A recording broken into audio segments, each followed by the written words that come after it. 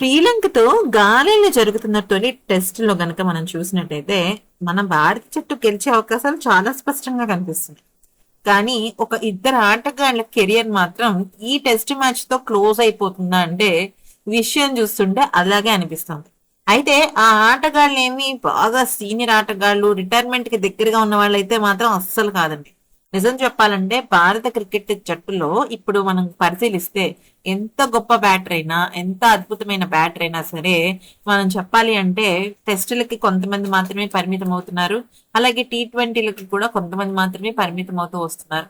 కాకపోతే ఇక్కడ గమనించాల్సిన విషయం ఏంటంటే ఆ అవకాశాన్ని సద్వినియోగపరచుకోకపోతే మాత్రం ఊహించని విధంగా ట్విస్టులు జరుగుతాయి. దానిలో ఫస్ట్ యశస్వి జైష్వాల్ రా అసలు ఇప్పటి వరకు చాలా ఇన్నింగ్స్ ఆడి కేవలం ఒకే ఒక హాఫ్ సెంచరీ చేశాడు.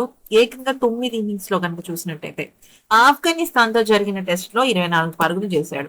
దక్షిణాఫ్రికాతో 2 టెస్టులలో 4 ఇన్నింగ్స్ కలిపి 83 పరుగులు మాత్రమే చేశాడు.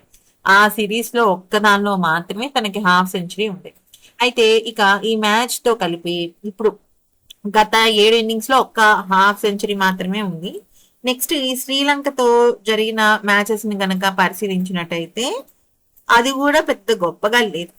ఇక భారత్ ఇప్పుడు 23న కొలంబోలో ప్రారంభం కాబోతున్న టెస్ట్ మ్యాచ్ ఆడాలి. అక్కడ గనక యశస్వి బ్యాట్ తో గనక ప్రభావం చూపించకపోతే తనని టెస్ట్ లో నుంచి తీసేయడం ఖాయం. ఎందుకంటే గొప్ప గొప్ప ఆటగాళ్ళని సైతం జస్ట్ సింగిల్ ఇన్నింగ్స్ తో సింగిల్ మ్యాచ్ తో తీసేశారు.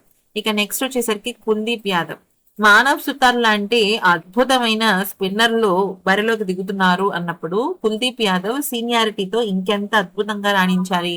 కానీ అటువంటివి ఏమి కూడా తనకి సంబంధించినట్లేదు. ఎందుకంటే లంక పిచ్చిన స్పిన్నర్ కు అనుకూలిస్తాయి. అయినప్పటికీ కూడా అంచనాలు భారీ ఉన్నప్పటికీ కూడా 65 పరుగునిచ్చి ఒకే ఒక్క వికెట్ తీశాడు. అదే ఇన్నింగ్స్ లో యువ స్పిన్నర్ మానవ్ సుతార్ 4 వికెట్లు, జడేజా 3 వికెట్లు తీశారు. సో కుల్దీప్ యాదవ్ చాలా కష్టాల్లో పడినట్టే. గతంలో చూసినట్టయితే రిషబ్ పంత్ కూడా కొద్దిగా అటు ఇటు అయినప్పటికీ కూడా ఫామ్ విషయంలో తర్వాత పికప్ అయ్యాడు. కానీ కుల్దీప్ లో అది కనిపించడం లేదు. కుల్దీప్ కి చాలా టఫ్ సిచ్యువేషన్ అయితే ఉంది. సో కుల్దీప్ తొందరగా రికవర్ అవుతే తప్ప తను మళ్ళీ నెక్స్ట్ మ్యాచెస్ లో కనపడ్డాడు.